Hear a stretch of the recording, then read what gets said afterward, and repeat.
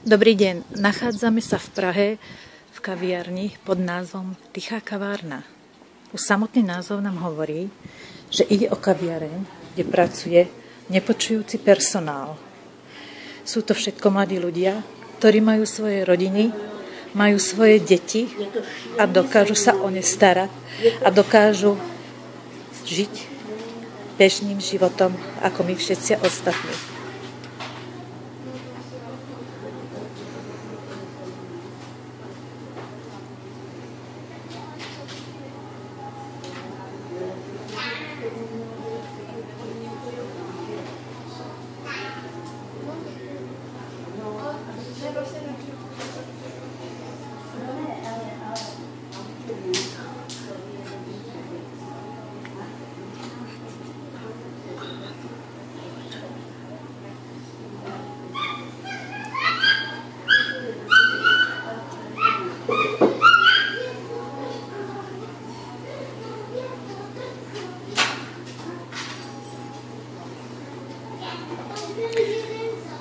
Ďakujem.